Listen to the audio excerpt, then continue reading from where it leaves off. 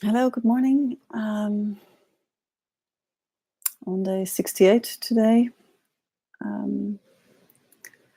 I want to talk today about multiple perspectives because that's automatically needed if we want to get out of the tension of duality, the win and lose, like I talked about yesterday.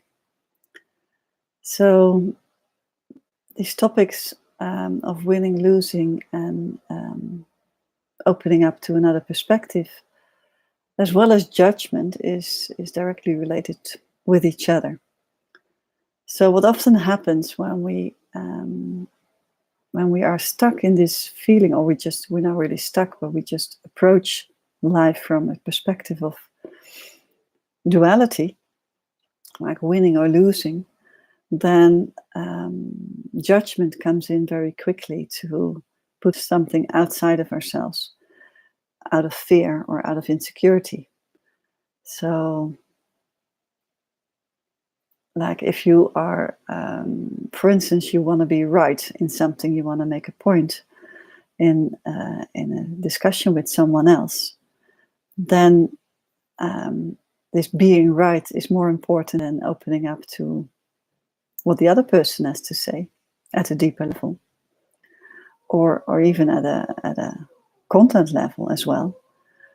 And then often there is some judgment coming in through the back door, actually, about judging yourself, but not even, for instance, for not being able to express yourself good enough, or there's judgment on the other for being so stubborn not to see your perspective, and that where you feel you're right in your opinion.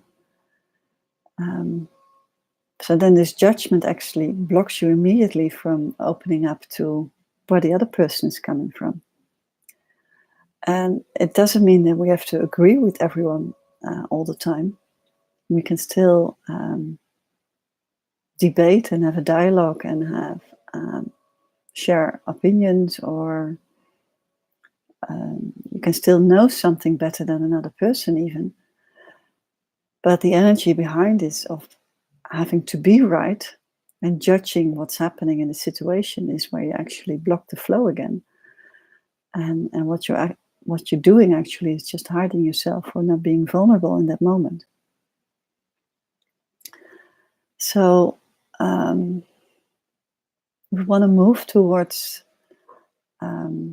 more like win-win, or being okay with what is opening up in each and every moment, and being more in the role of observing what's actually happening. Then it helps to ask you the question, so, well, what's another perspective on this situation? What's another perspective of where that person is coming from? And can I open up to what he or she is saying or wants to share? And that requires often an openness of active listening, because sometimes people just need some space and time to just share themselves first at a superficial level before they really can share themselves at a deeper level. And if you are able to open up to that deeper level by active listening, then that releases a lot of tension on the situation already. Tension which is unnoticed often. So, and the other, so multiple perspectives, I call this session, because there is not one truth. There is not one vision. There's always a different vision to any situation. There's always a different view on something, because we all have our own experience and our own backgrounds and our own programming that influences how we appear and how we show up and what we think about things. So even when something comes,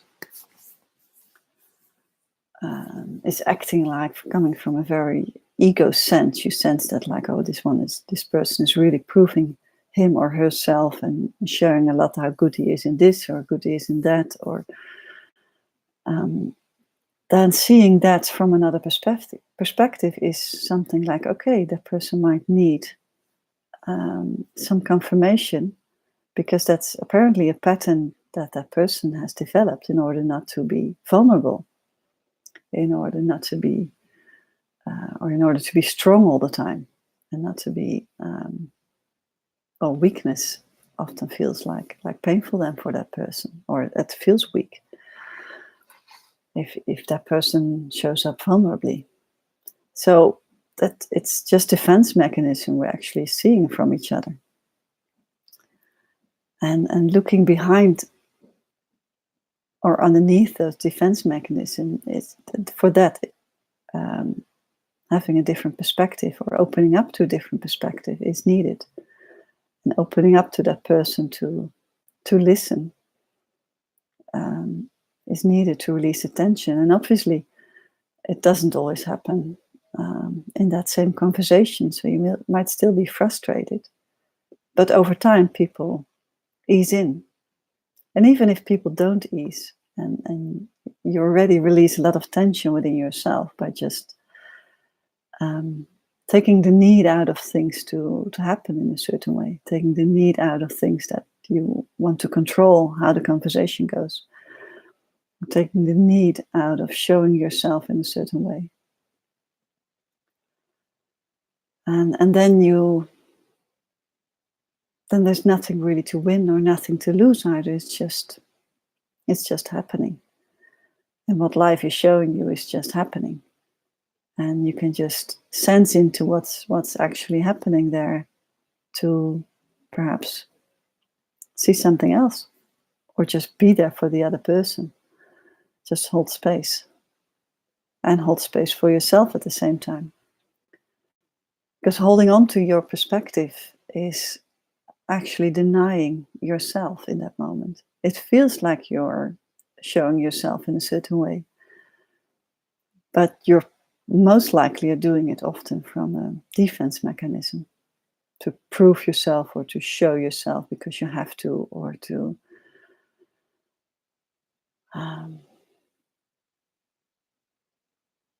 just you're used to the role you are showing up. Not because it's authentic, but because you are used to it. And there are moments that you are really authentic, always. And those moments are often unseen to yourself because they come naturally. But because you judge yourself so easily, where you go wrong, where you don't show yourself in a deeper way like you wish to show yourself, or just hold space for the other person and not being seen, at least that's how it feels. That's where actually you miss out on yourself.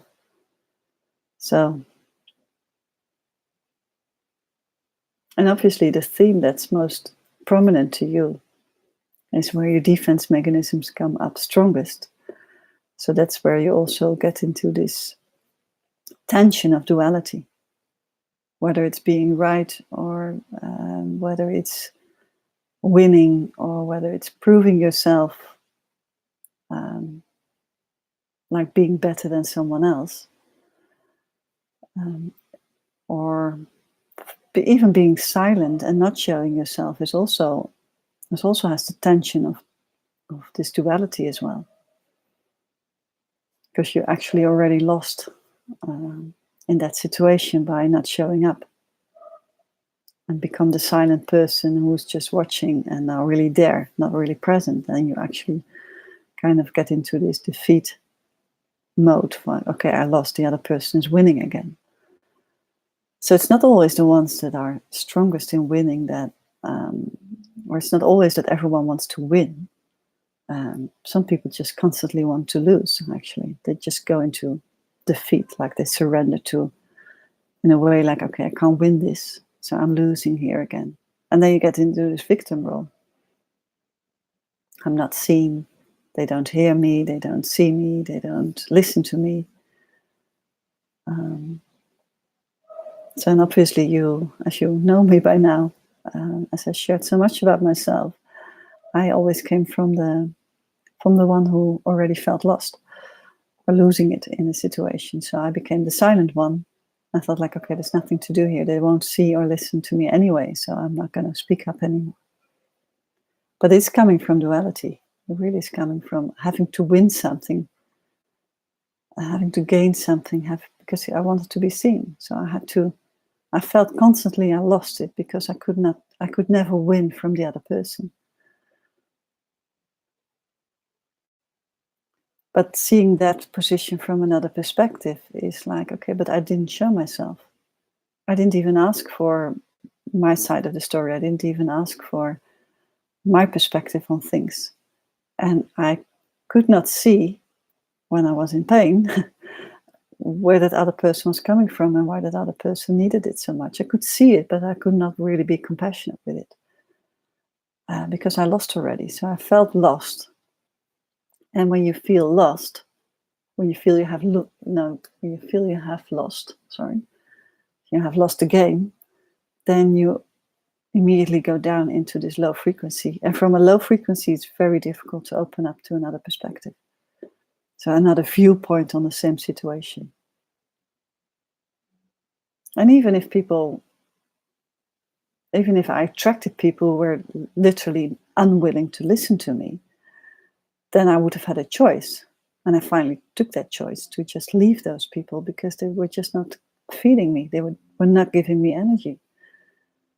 So you don't have to get along with everyone. You don't have to be friends with everyone. You don't have to, but you can be compassionate to everyone. That's very different. That's a different frequency. It's a different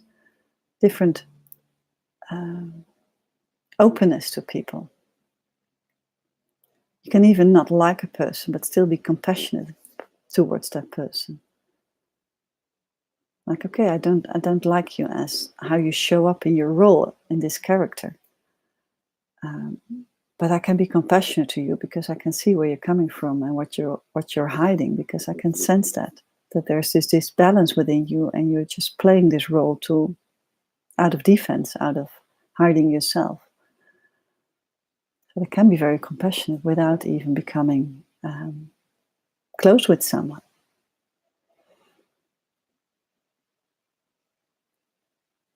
So this perhaps complicated way of saying like multiple perspectives, it just helped me to just get myself out of the situation and just become more like this eagle hanging above the situation and just seeing like, okay, this is where I am in this conversation or in this situation, and I feel stuck here and I feel pain and I can't really be there. And here is this other person or this group of persons and they're acting like this, and I can see that what's happening actually from an outside perspective. And then I might not be able to solve it, but at least I can release some tension on the situation. Like, okay, I can't do anything now, but I can see what's happening. And it's just this is more like become really aware of yourself on these little details during the day, to really become aware where you get into defense. Defense in the sense that you're hiding yourself. Defense that you use something to hide something within yourself. And because it has become a second nature to ourselves to go into defense, to hide our limiting beliefs or our lack beliefs, we are very unaware of these natures, and they're very subtle. So the biggest one you probably already noticed after these number of days doing this deep dive.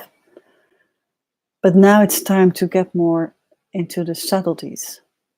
Like, when are you the person that just starts rambling, and just talking because you actually feel uncomfortable in the situation, and you think like, well, if I just talk a lot, I just hide that I'm feeling uncomfortable? Or can you become aware that as soon as there is a more intense dominant energy around you, that you fall silent and become this pleasing person who's just there to listen and to hear this dominant person? Or are you the person that goes into into this ego behavior of just sharing a lot about yourself and how good you are at things and how well your life is going and how amazing everything is, and you're just sharing yourself, so you're not showing something else of yourself. So these are all just variations of defense mechanisms. And then, of course, you have the control version. We've discussed that already. Like I don't even want to make sure that situation is ending in a different way. I make sure that I control what's happening. So I decide what we're going to do. I decide how we're going to do it. I decide what we're going to eat. I decide whatever. You're just controlling situation without letting the other person take his share. So this is not about the big lines of visioning and of showing yourself in a certain way. This is really about the subtle, becoming very aware of yourself, where you just observe your feelings and your emotions, and of course your thoughts. But most of all, your actions. Just become really aware of how you act in a certain way. Like I now am constantly, actively become very aware of how I want to show up in a conversation with someone else. If I want to just be listening, then I have to be really active listening, not like being silent and pretend I'm listening, but really active listening goes way deeper. Then I really have to sense into the other person, like, okay, I'm fully there for you. I can hold space for you, and I listen to your story. That's very different than I'm just sitting there and nodding at the right moment and hearing the story, as a narrative. Or I choose for that situation, just no, today I'm going to share something about myself here. I'm going to share what I'm doing. I'm going to make sure that people know actually what my life is about. So that's my challenge in life, to just show up differently. And for each and every one of you, it's a different challenge, of course. But try to become aware of what your automated, programmed version is, and then try to play with it to change that in little steps, to try something new. Like for instance, I have lunch here in 2 hours, and I know this person, American lady, can be very talkative and just taking the conversation actually for 90% of the time, like most Americans actually can. So I'm consciously preparing myself to be in alignment, and just not because, I mean, she's a beautiful person, I really like her, but just for myself to share myself differently, because otherwise I just end up listening to her for a whole lunch, and then I haven't shared anything what I'm doing or what I'm passionate about or what I want to share. And sometimes it's okay to be with her and just listen, but then I'm really stepping to active listening. And if you don't do that actively, if you don't change those patterns, then those inauthentic roles, where we actually are inauthentic at a certain moment, cost us a lot of energy. So that's why you might feel drained after a conversation, or you might feel drained at the end of the day, because you actually have not been fed where you need to be seen by yourself or by the other person.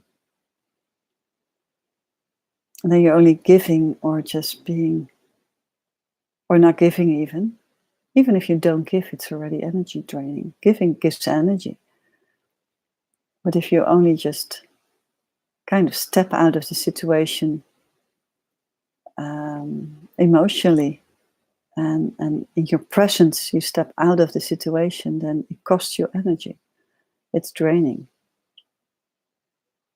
And it shows up differently for people. The persons who are more outgoing feel often less drained.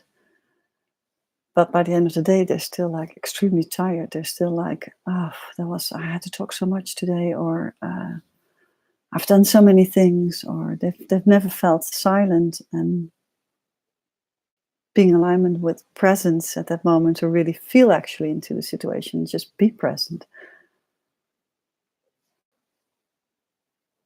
And from that situation of being present, you can see the different perspectives to the same situation. You can ask like, okay, that's interesting what you're sharing. Where is it coming from? And then you can just feel into what's happening in life. And it can be with friends, can be with colleagues, can even be watching television and just open yourself up to, okay, what's actually shared here? Or watching the news. What's actually shared here? And can I just, instead of going to frustration or anger or an opinion, like, oh, I don't really agree with this, what's happening here in the world, and what a stupid decision they have made, or the fears that come up because of big changes in the world, just even open up there to, okay, what's a different perspective? What's actually happening here? Become observing whilst being very present. Not observing like being very indifferent, but be very present and very compassionate to really want to understand what's actually happening. And can I learn something out of that? Can I add something to my range of information and knowledge on things? And then you can decide whether you have a role in this or not, or whether it's just information and you let go of it again. So play with this, play with becoming very aware of how you act and behave, inauthentically or automatically, and whether you still like that way of behaving or actually want to change it. And then play with that and try things out and become conscious and approach situations differently. Okay, I hope this helps, and I'll see you back tomorrow. Bye.